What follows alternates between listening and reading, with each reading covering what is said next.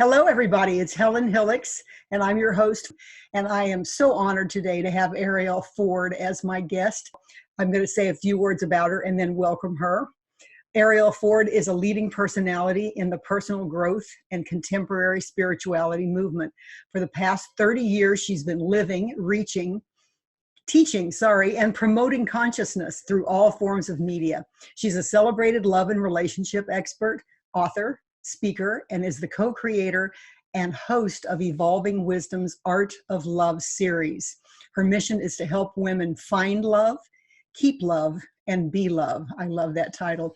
Arielle is also a gifted writer and the author of 11 books, including the international bestseller, The Soulmate Secret, Manifest the Love of Your Life with the Law of Attraction, which is published in 21 languages and 40 countries. So welcome, Arielle. Thank you so much for being on the show. Thank you, Helen. I'm excited to talk with you. Me too. So tell me just a little bit about how you became a celebrated love and relationship expert. How does one do that? And they're called the Cupid of consciousness. Right. Yeah. It was not predictable that I would end up doing this. I'm sure. I grew up in a home with two parents who absolutely hated each other from day one. Oh my God. Yes, they should have never gotten married. And fortunately, they divorced when I was 16. So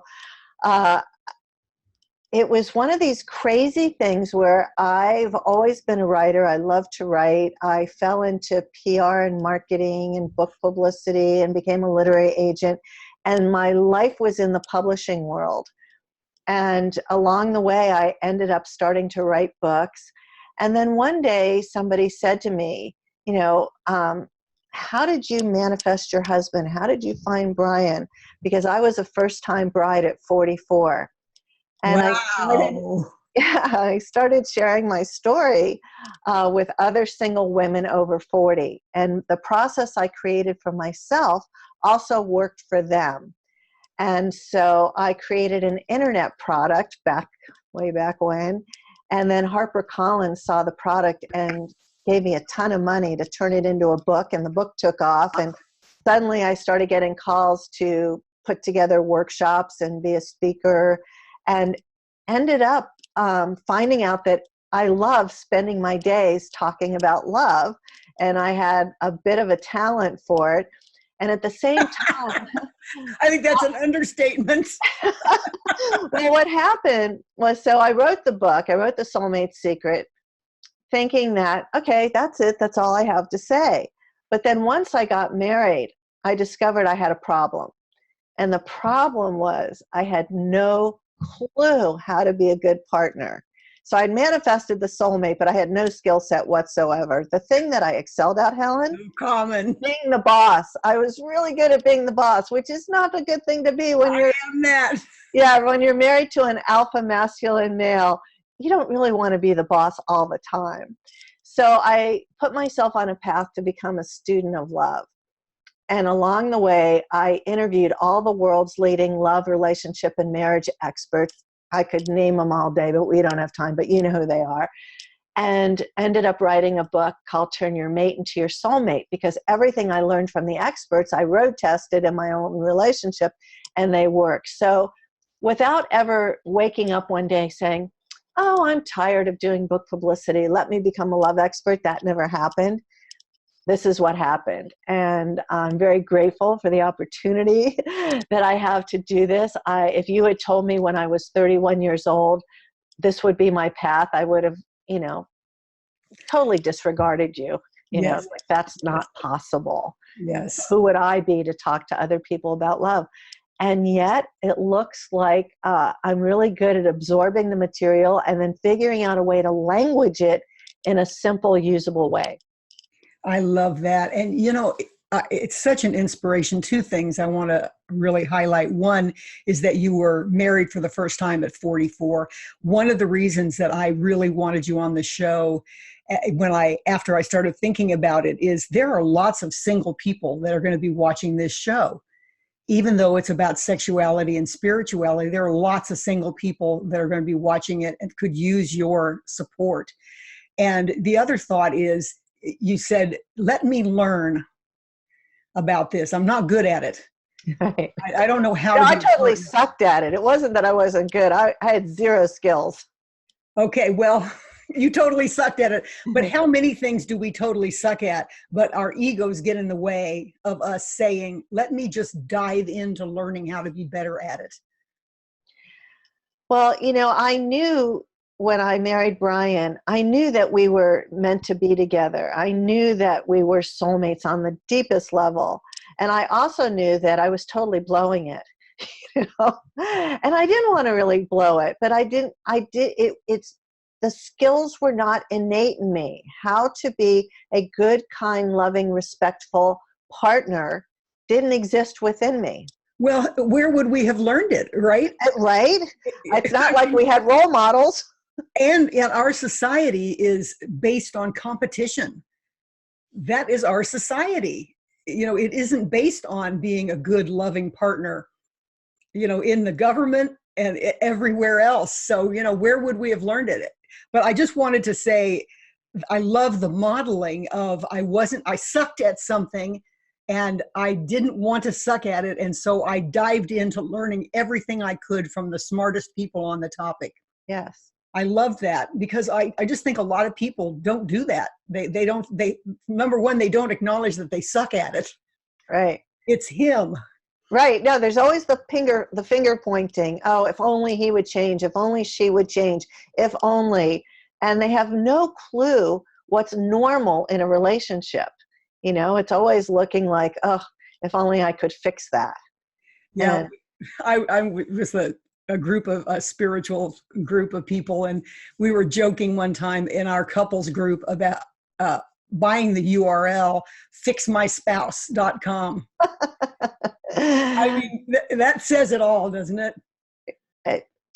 Yes, because at the end of the day, the only person who needs to change is you. Unless you're in an abusive relationship or somebody with active addiction, 99% of the time, if you make the changes, you never have to say, we have to talk.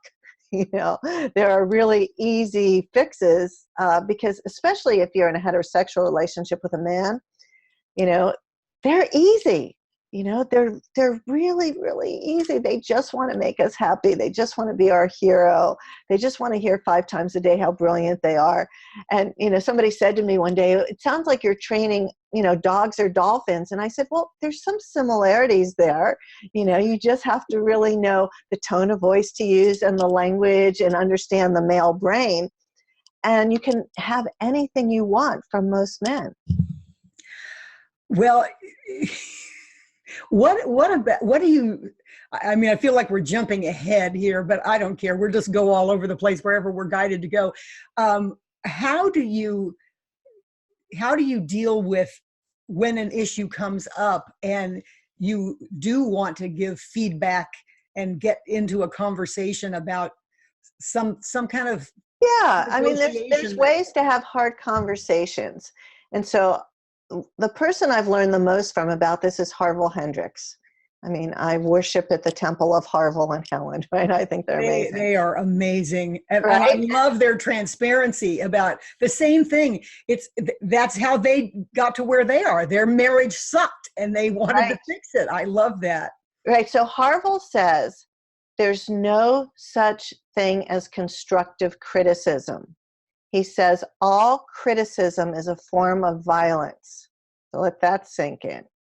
So then, the whole idea of feedback is just sort of a nicer word for criticism. So I'll tell you a story he shared with me on one of the things he and Helen did. So Harville's always been the on-time person in the relationship, and Helen's always been the late person. And one evening he was sitting in a restaurant waiting for her. She is at that point 20 minutes late. He's noticing how anxious he's getting, and he starts to think, well, what's going on with me? And he realizes that what he's being triggered by is that when he was 12 years old, he came home from school one day, like he always did. He was a latchkey kid. He was there at 3. His mom always came home at 5. 5 came, 6 came, 7 came, no mom. Finally, at 7:30, his uncle knocked on the door to tell him his mother had dropped dead at work. Oh my So God. on the unconscious level, he associates being late with mom died. So when Helen finally showed up that night, he said to her, I need to share a story with you. And he tells her this story. And he says to her, I understand that you get caught up in things and that you're late sometimes. And by the way, this is pre-cell phone days. Right. And here's what's happening for me. If there's any way you could let me know you're just running late or something like that, I could be more at peace. And then finally the light bulb went off for Helen. Oh, he's not harassing me for being late. He's not trying to be mean. This is a critical thing for him.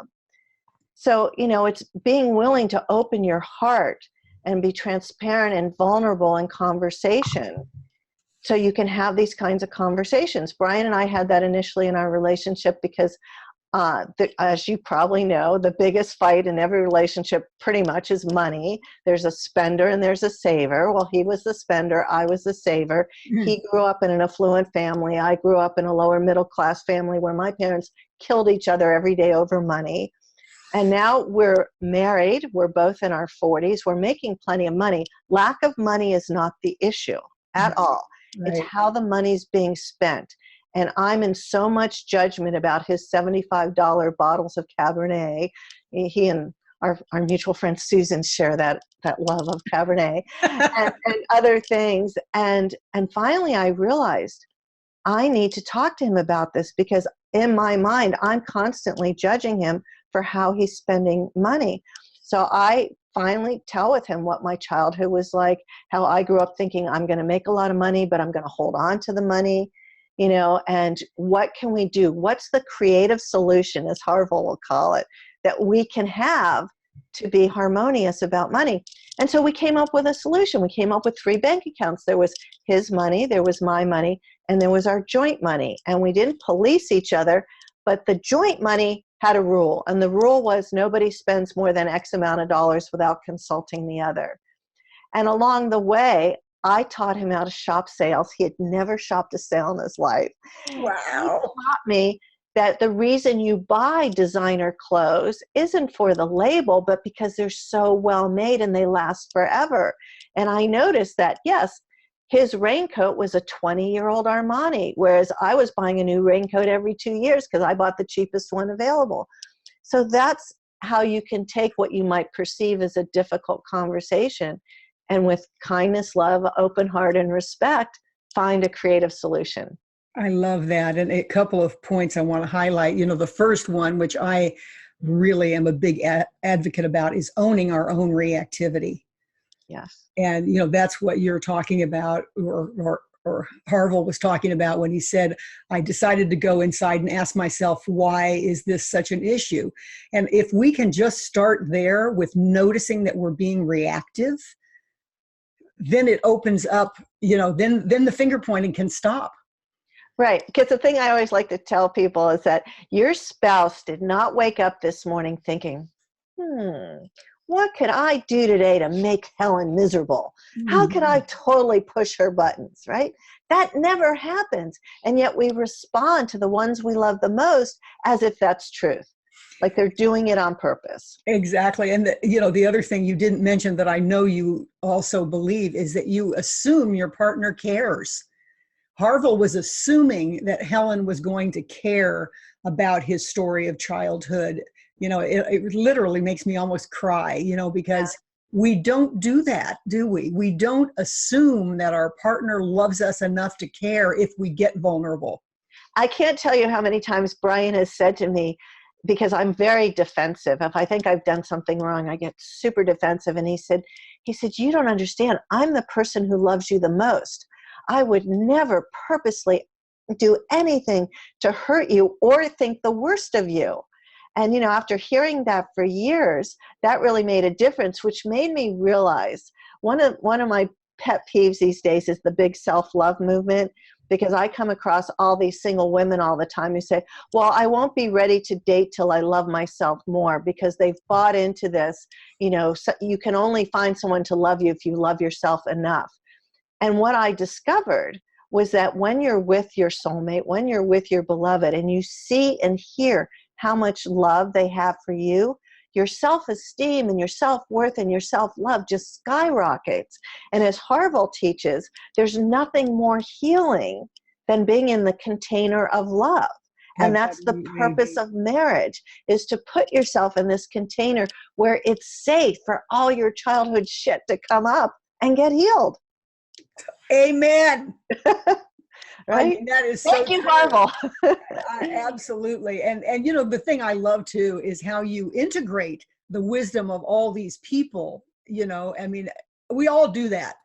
We all do that. Let's talk about it. My other favorite, John Gottman. Okay, because here's the thing I learned from Gottman that changed everything. You know, because like most people, as a newlywed, I had this list of, if only I could change that, and if only I could change this.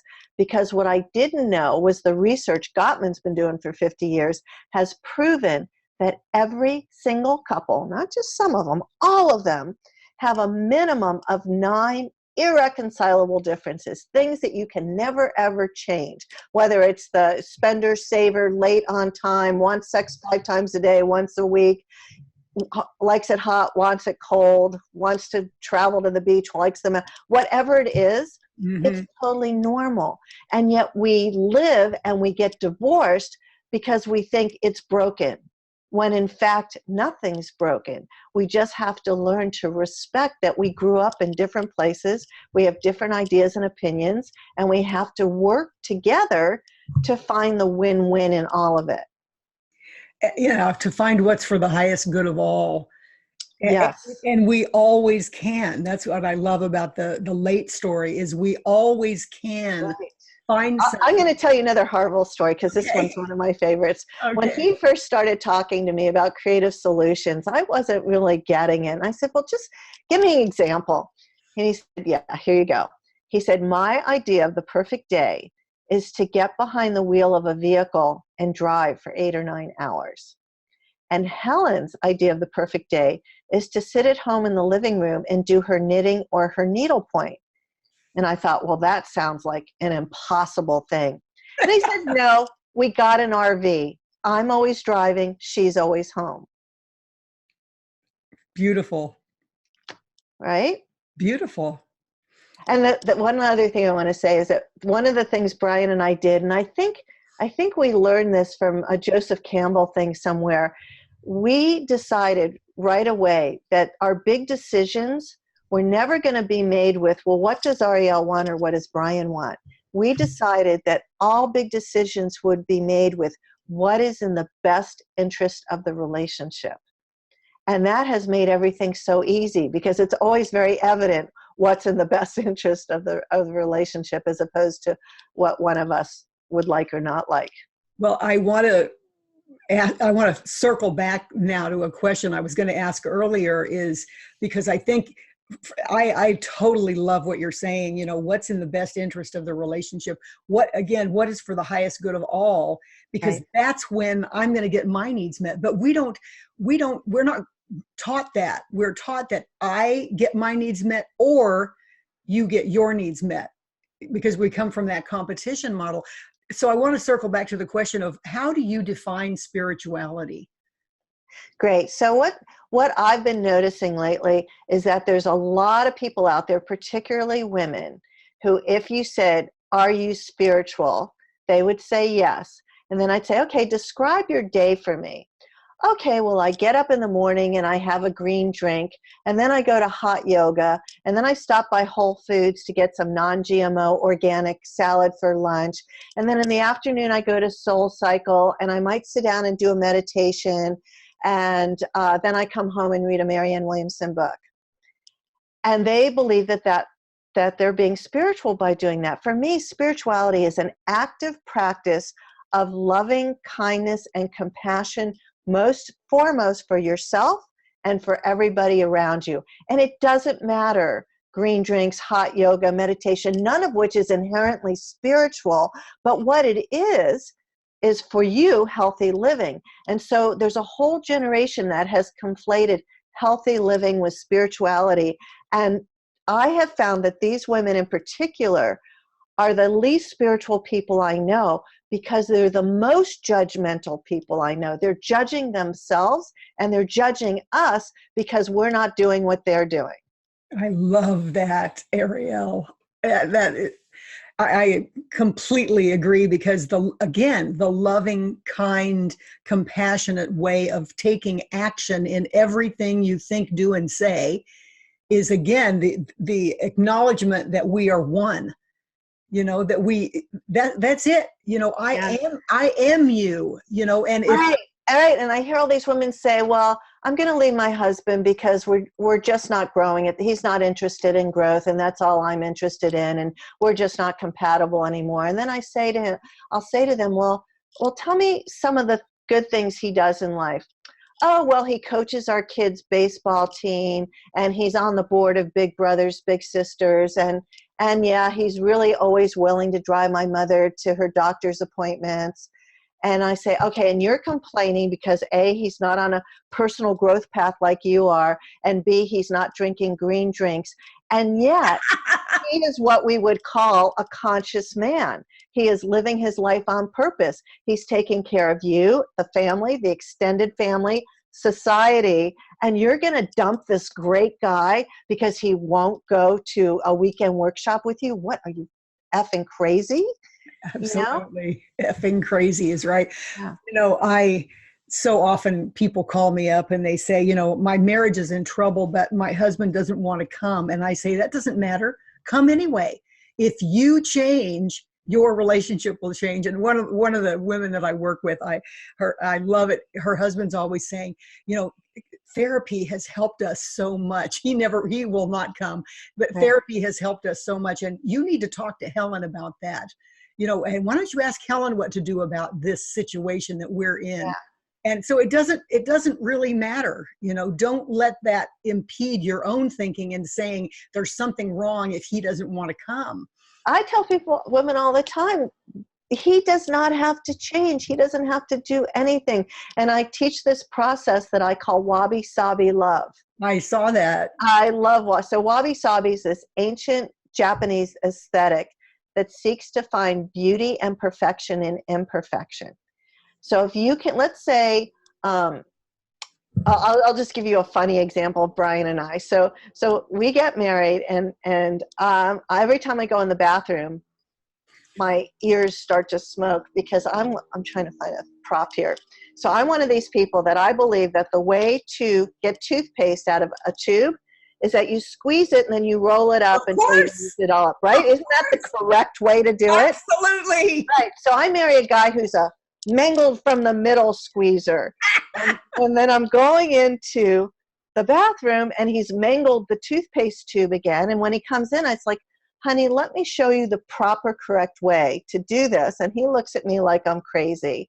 And so for 6 months, every time I see the mangled tube of toothpaste, I'm having negative thoughts about him. And I'm thinking, this is so stupid. Why don't I just get over it? Or why don't I buy a second tube of toothpaste? And then I realized that having a second tube doesn't help the fact that his is mangled, because I want to fix it because I'm like crazy. Finally, I looked at the toothpaste when I put it in the palm of my hand and I said, okay, toothpaste, tell me what's good about you. Talk to me. What's good about you? And it talked to me. And you know what it said? Thank God he brushes his teeth. He'll have his teeth when we grow old together. And suddenly I found the wabi-sabi love shift in perception to take something I thought was bad and made it fun and good and funny.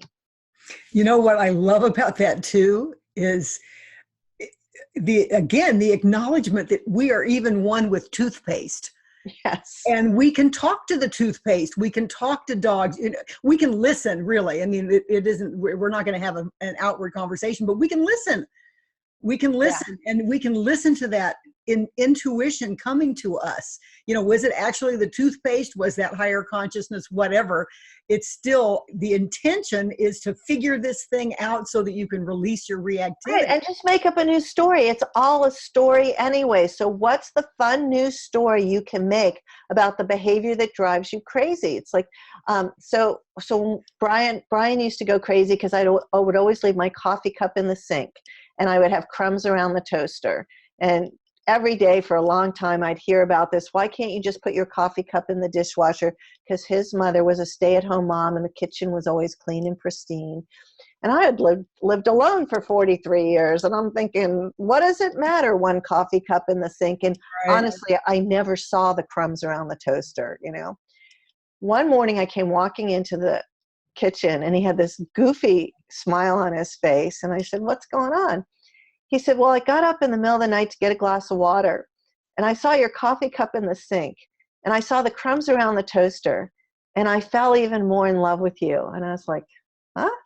He said, I realized I'm the one with the problem. I'm the one who doesn't like the coffee cup in the sink. I'm the one who doesn't like the ants around the toaster. So I'm telling you right now, I'm going to spend the rest of my life cleaning up after you. Oh my That's God. wabi-sabi. Oh. Because he took responsibility. That is really his problem. He didn't have to sit me down and say, I'm leaving you if you don't start cleaning up the crumbs around the toaster.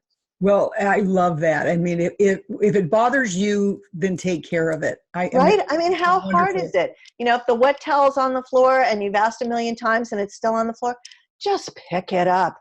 You know, it's not that big a deal. And someday when they're gone to the other side, you will be praying to trip over a wet towel. So I know. don't make it a deal breaker. I was just going to say that a mentor of mine, Beth Green, who's also in this series, she said, you know, I was married to a guy that snored incredibly loudly. And she said, the trick is to train yourself to find that a soothing reminder that he's next to you. White noise. Exactly. But it's not just white noise, though. It's the soothing reminder that your man is right there. And that's what I thought you were going to say, was going to say, is I realized those things mean Arielle is with me in my life. And that just makes me cry. And that, I think that is kind of what he felt was, you know, these are, you know, frivolous little reminders that I love my wife. Yeah, because he's got lots of rules, like even how to put the things that need to be recycling in the recycling bin have to be put in an orderly fashion, which used to really drive me crazy. And I just thought, listen, if for whatever reason it makes him more comfortable to have all the newspapers piled together and stacked, it's just 3 more seconds of my life to do it. You know? Yeah, you know, it reminds me of something you had on your website about seeing your partner through rose-colored glasses. Yes. And I want to, you know, I do want to keep some thought to. I want to ask you about, you know, find love, keep love, and be love. You know, and I was thinking that the seeing. I wonder, why did you put these are my glasses?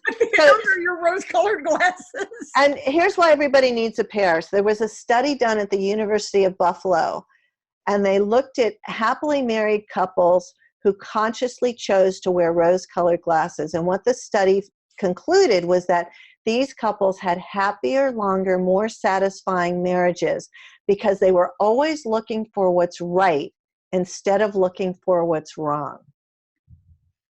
And that's just another wabi-sabi shift in perception. Exactly. You know, it's easy to look for what's wrong, and it's easy to find what's wrong, and it's easy to obsess over it. But what if you did what Gottman says to do and give your partner 5 affirmations every day? That requires being present and aware and looking for the good, so you can say at the end of the day, God, I'm so happy you're my husband. You're such a great father. You help little Johnny with his homework, and you know, remember to pick up the milk on the way home, and the dog just loves you to death because you take her for a run every day, and how lucky am I? You know, but you have to pay attention. You do. You have to, you know, it's that old story about the Native American grandfather with the 2 wolves fighting in his heart. Right.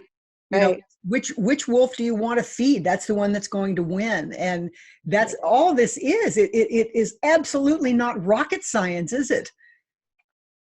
It's really the most meaningful spiritual path there is. You know, because we are going to drive each other crazy. I tell people all the time, one of the ways you know you're with your soulmate is there's going to be days when you hate them. And it doesn't mean that you don't love them. You know, it just means that you got 2 humans knocking up against each other. And how, you know, how can you have this shift in perception? How can you make up the wabi-sabi story about what it is? Or how can you love yourself enough to say to somebody, honey, I've got a problem and I could really use your opinion. And do you have 10 minutes to talk to me sometime today? And they'll give you 10 minutes and then they'll say, okay, well, what's your problem? Well, my problem is I know how much you love me. I know that you would never purposely, consciously choose to do anything to hurt me. However, last night when we were at the party with so-and-so and you said such and such, I really felt X, Y, Z. And then you shut up. You don't say another word, because the next thing they're going to say is, oh my God, I'm so sorry. I never meant to do that.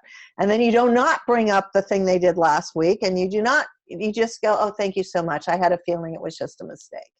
Or if they say, I didn't mean that by it, then you know that they're feeling guilty, like you were saying before. When you think you've done something wrong, you're going to be defensive. And then you work through that too. Yeah, and you just say, okay, well, probably you didn't, but I really just needed to let you know how it landed for me, and in the future, that certain word that you use just kind of hits me the wrong way. Yeah, yeah, and you don't have to feel bad, honey. I know you didn't do it on purpose. Right, because you're with your best friend, your lover, your safe place to land, It's okay to talk it out, but you can't be pointing fingers, yelling, bitching, moaning, whining, complaining. Will never get you where you want to go. But being loving and kind and receptive and respectful will get you everything you want. Yeah, it's unbelievably obvious, but it is absolutely something we are not taught to do. So we could hear it over and over and over again. This is why I recommend everybody get a spiritual toolkit, because when I get triggered, I've now learned not to react, and then to go process myself to get back to neutral. And I've got lots of ways to do it. I do EFT tapping. I do the Sedona method. I do a heart math heart lock-in. I do my own feelingization processes, whatever it takes to understand, well, why did that trigger me? And often I don't even need to go back and talk it out. It's just kind of like, oh, that's my core wound. That's the other thing I just want to mention. Having done years and years of therapy and every workshop known to man and read every best-selling self-help book, the thing that I finally have understood is that my core wounds are never going away. I have learned how to manage them, mitigate the impact, but there will always be days and times when they come back up, and it's okay. But now instead of it lasting all day, it's like, oh, in 3 minutes and 20 seconds, I can tap through it. So if you don't have a spiritual toolkit, I highly recommend to begin building one. I love that, Arielle. If people get nothing else out of this talk, that is so powerful, because it's saying, I am responsible. Yes. I am responsible. And if I'm going to be responsible and get through it, I have to have tools. Yeah. I learned a really good one listening to Dr. Laura Schlesinger the other day. Well, Dr. Laura and I disagree on lots of things. I was going to say, politically, we are at different ends of the spectrum. She still has some really great advice. And there was a woman who called who was bitching and moaning about her husband. I don't remember the circumstances. And Dr. Laura said to her, I want you just to stop for a moment and imagine that we were in a court of law and you were his defense attorney and you had to defend that behavior. What would you say? And suddenly everything shifted. It was like, because she started defending him. Oh yeah, well, when he was a little boy and his mother did this to him, and that's really, and I thought, isn't that brilliant? Because I watch a lot of reruns of Law and Order. It's like, yes, I am Brian's defense attorney. I'm his number one defense attorney. If I'm not going to understand him, who will? And that's really the role we play. I asked our family rabbi one day, I said to him, what's the purpose of marriage? And he blew me away. He said, the purpose of marriage is to give what is most needed. Wow. Right? I have goosebumps, honestly. Yeah. Yeah, so it's not for the faint of heart. You have to be a spiritual warrior to really make marriage work, and you have to be willing to do the work and to understand that, just because somebody feels like your soulmate, the chemistry is not the biggest piece of it. If you don't have the connection, the compatibility, learn the communication skills, create a shared vision of the future, it's not going to work. And the thing I think is, you mentioned it earlier, is that people say, oh, we don't agree on this and this, so we should get divorced. And I read a study once a few years ago about couples who stayed together through long periods of real difficulty between each other.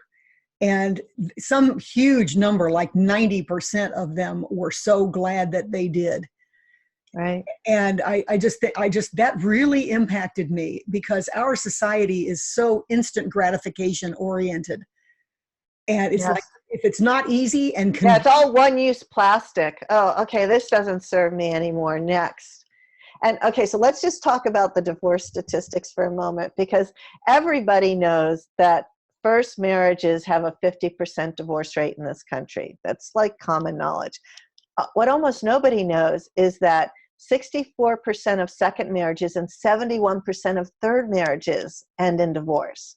And why is that? It's not like you married the same guy 3 times. It's because you haven't changed. You haven't grown. Hello. Right? So thinking that, well, the grass is greener somewhere else, statistically, not so much. Yeah, that's what I always tell people is, you know what, you can get divorced, or you can try to work on yourself now and see what happens. Yeah. Just see what happens.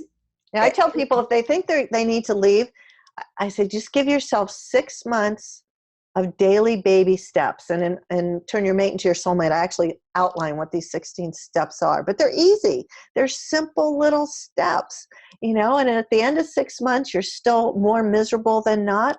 Okay, but at least you gave it your all. Exactly. And I always tell them, whatever problems you have in the relationship, those you're taking with you. Yes. And that's what you're saying, really. Wherever you go, there you are. That's right. Yeah. That's right. So you've talked about how to be love is to be compassionate and kind and thoughtful, and be willing to be vulnerable, be willing to do the work. I mean, all of those things are part of being love and keeping love, right? Right. And the finding love, we really kind of skipped over that, but I want to just spend a few minutes on that, because I loved your 3-step process of clarity, clearing, and manifestation. Yeah. I loved that. Well, can you just define those real quickly? So in order to manifest a soulmate or manifest anything, you have to have crystal clarity on what your soul is most calling for. So if you're willing to take the time to look and do a post-mortem on your past relationships, you could make a list of the qualities these people or person had that were amenable to you. And then you could look again and see the things that are deal breakers, never again. And actually then ask yourself, what is most going to contribute to my long-term happiness? So when I did this process for myself, the number one complaint I had about all my exes was that they had no time for me. I didn't get the energy and attention that I wanted from them.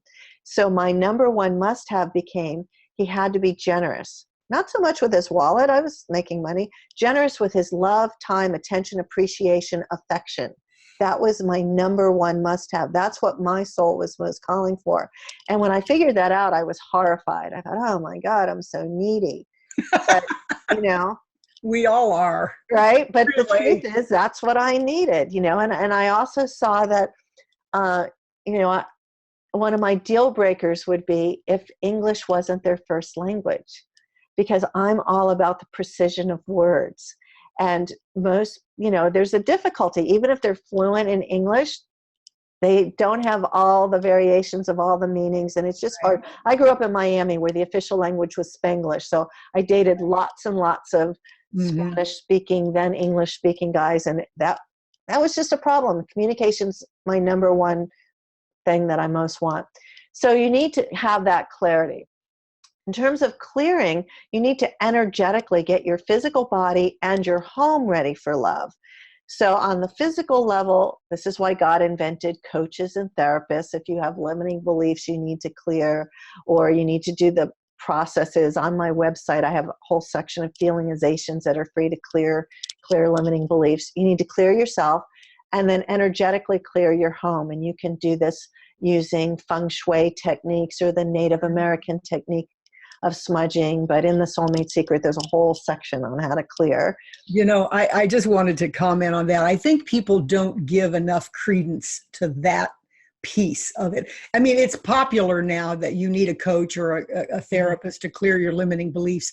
Not enough people do that either. But the clearing of your physical space, I mean, even with the Marie Kondo movement and all of that. Yeah, well, she's kind of the extreme, right? She is definitely the extreme. But I adore her, but she's totally extreme. Yeah, but yeah, just the unseen energy. And we all know it's there. Every single person listening to us right now has walked into a room and immediately felt the negative energy of two people fighting or being a problem. You know, this is not a new concept. Right. And yet there's energy in our space.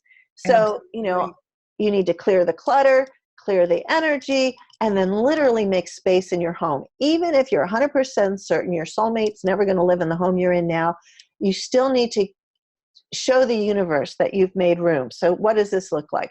This means that if you've been sleeping in the same bed with your ex-husband for 10 years, get a new bed. At the very least, get new linens.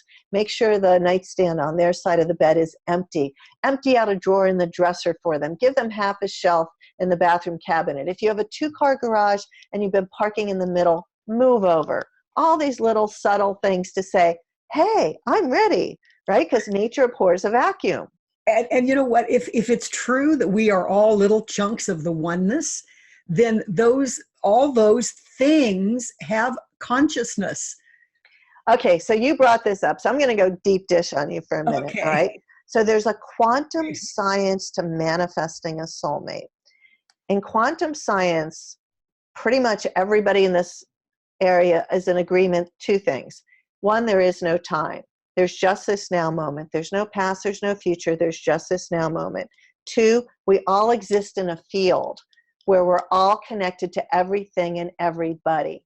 So knowing that is so, on the unseen plane, you are already connected to your soulmate, and you can start the relationship right now in this second today by closing your eyes, going from your head to your heart, sending out a golden cord of light into the ethers to your beloved, whose name and face you can't know, and start the energy going between the two of you. Start a conversation, have a daily practice where you connect with them. And this is what I call love before first sight, because your soulmate is not missing. I love that. And you know, something else, I'm noticing the time, something else I wanted to comment that I loved on your website was that you also say, don't blame the victim, that there are other forces at play in the universe. You know, you can do everything to open the space, but the universe is going to speak to you as well. You know, it's all part of the process, right? But I love the love before first sight, because you know what, I just want to kind of finish with this thought.